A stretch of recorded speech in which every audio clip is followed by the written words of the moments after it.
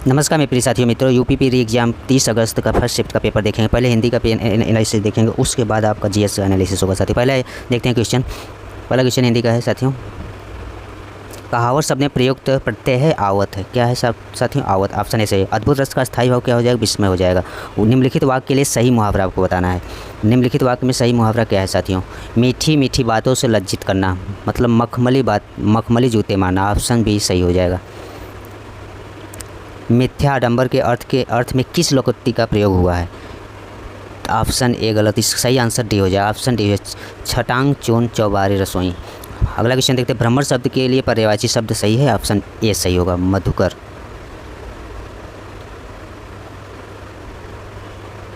अगला क्वेश्चन देखते हैं साथियों।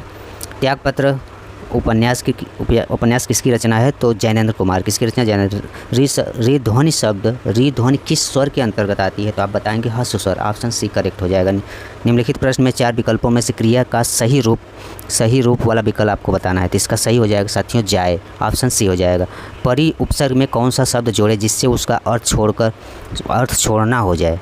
परि का। तो इसका सही आंसर क्या हो जाएगा साथियों? ताप, हार, जन या तोष हो जाएगा। सही आंसर हार हो जाएगा साथियों। अगला क्वेश्चन देखते हैं। एक मुलाकात कहानी की कथाकार कौन है? उषाराज है। कौन? उषाराज। कौटिल्य का विलोम शब्द क्या हो जाएगा? आर्य हो जाएगा। आर्य। प्रतिकूल शब्द में उपसर्ग है प्रति। बैलगाड़ी में समास तत्पुरुष समास। कुंवर 1992 व्यास पुरस्कार विजेता कौन है साथियों? डॉक्टर शिव प्रसाद सिंह। क्रम की दृष्टि से कौन सा वाक्य अशुद्ध है? आपको बताना अशुद्ध है। इसमें कौन सा?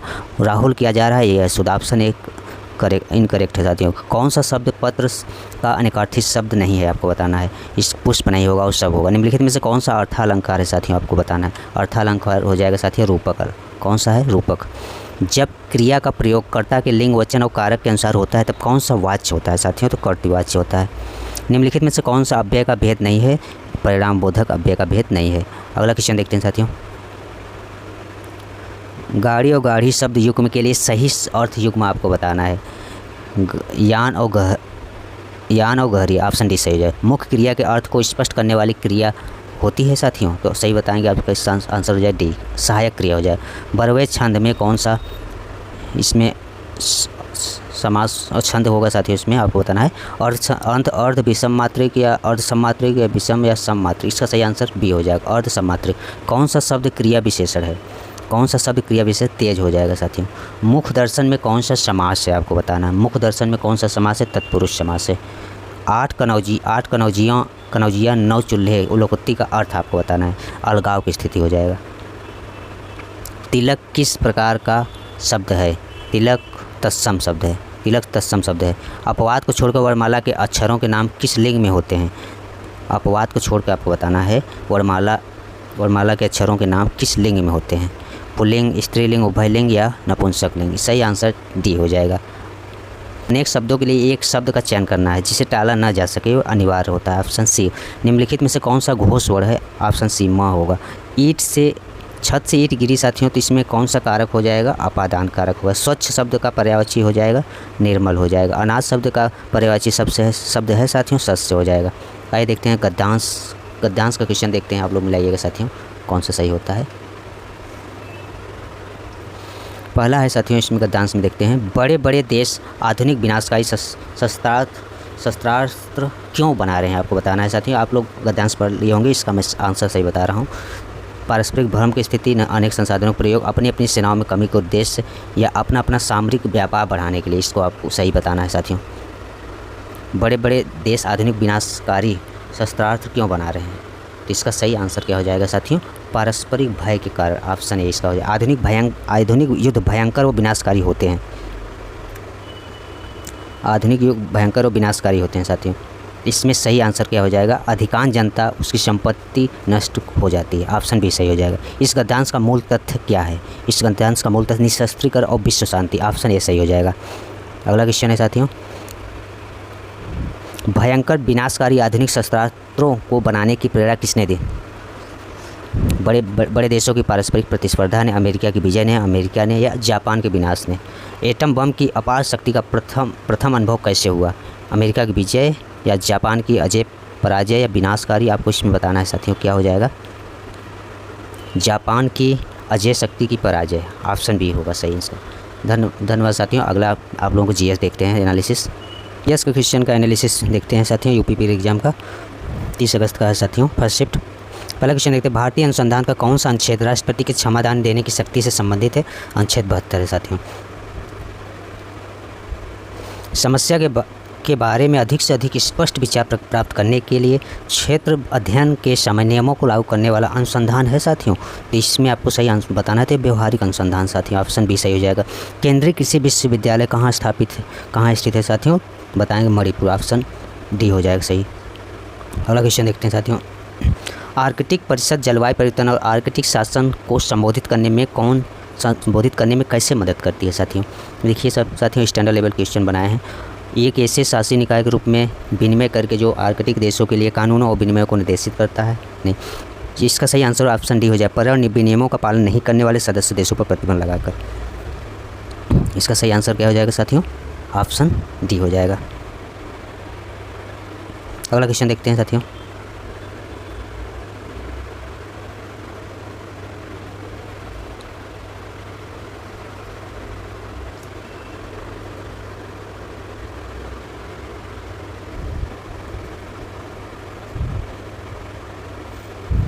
भारत के प्रथम राष्ट्रपति कौन है साथियों? आपको बताना है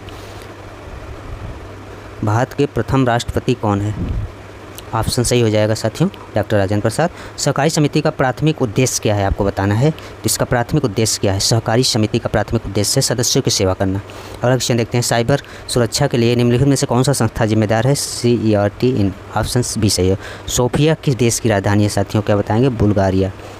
बुल्गारिया। किसने सुझाव दिया कि हर किसी का एक विशिष्ट रक्त समूह होता है? कौन है साथियों? लैंडस्टीनर है साथियों। ऑप्शन ए सही हो जाएगा। ऑप्शन ए सही हो जाएगा।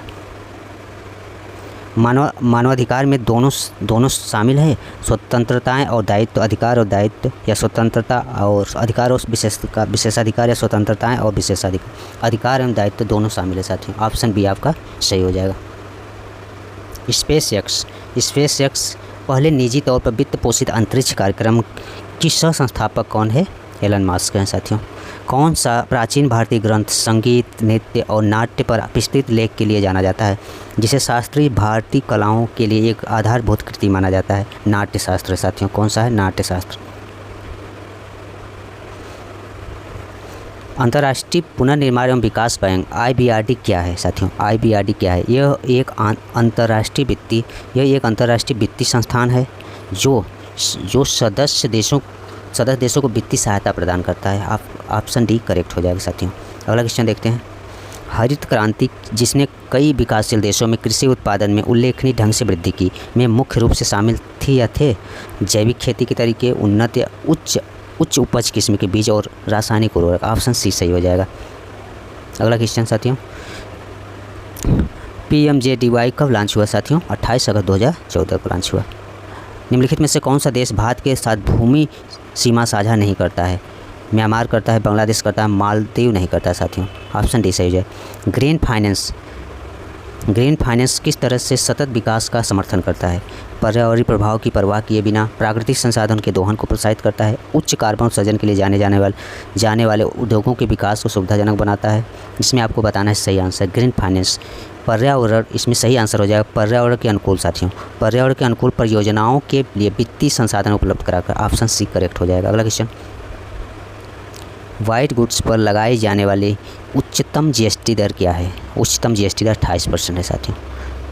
UNCTAD का पूर्ण रूप आपको बताना है। UNCTAD का पूर्ण रूप है United Nations conference on trade and development. इसका सही आंसर डी हो जाएगा। अगला क्वेश्चन देखते हैं, सदगति पुस्तक जिस पर एक फिल्म बनी थी किसके द्वारा लिखी गई है? किसके द्वारा लिखी गई साथियों? मुंशी प्रेमचंद। निम्नलिखित में से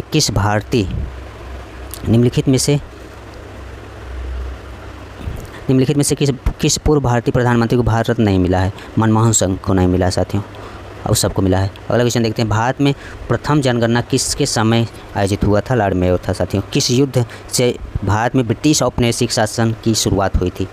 तो प्लासी के युद्ध साथियों, प्लासी के युद्ध।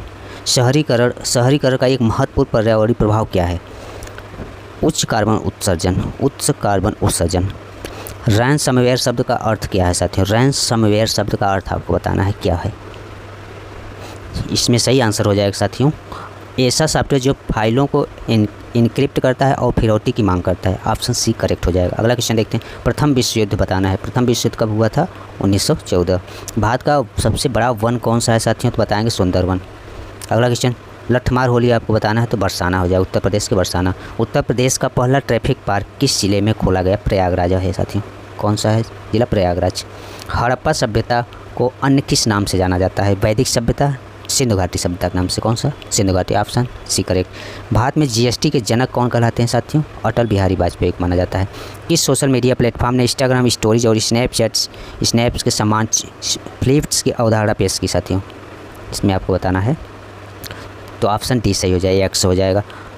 का अर्थ किस अन्य व्यक्ति के वेबसाइट पर बलपूर्वक नियंत्रण स्थापित करता है? सही आंसर हो जाएगा साथियों, हैकिंग होता है साथियों। ऑप्शन ए सही हो जाएगा। भारत और बांग्लादेश के बीच किस नदी के कारण विवाद उत्पन्न हुआ था? तीस्ता नदी। किस नदी? तीस्ता नदी। कौन सा शब्द विशिष्ट नियमों के अनुसार टिप्पणियों यानी अवलोकन को संख्याएं निर्दिष्ट करने की प्रक्रिया का वर्णन करता है साथियों? इसका सही आंसर ऑप्शन बी हो जाएगा, परिकल्पना परीक्षण। भारतीय संविधान का कौन सा अनुच्छेद वाक स्वतंत्रता, अभिव्यक्ति की स्वतंत्रता से संबंधित है साथियों? आर्टिकल 19 है साथियों। अगला क्वेश्चन देखते हैं, भारत के किस शहर में दुनिया के 90% हीरे, छोटे हीरे संसाधित होते हैं? सूरत है साथियों। 2011 की जनगणना के अनुसार भारत में कुल वन आवरण बताना है तो 21.05% साथियों। कितना? 21.05% कंप्लीट हुआ साथियों। जीएस और हिंदी का एनालिसिस कंप्लीट हुआ, आप लोग देखिएगा। धन्यवाद साथियों।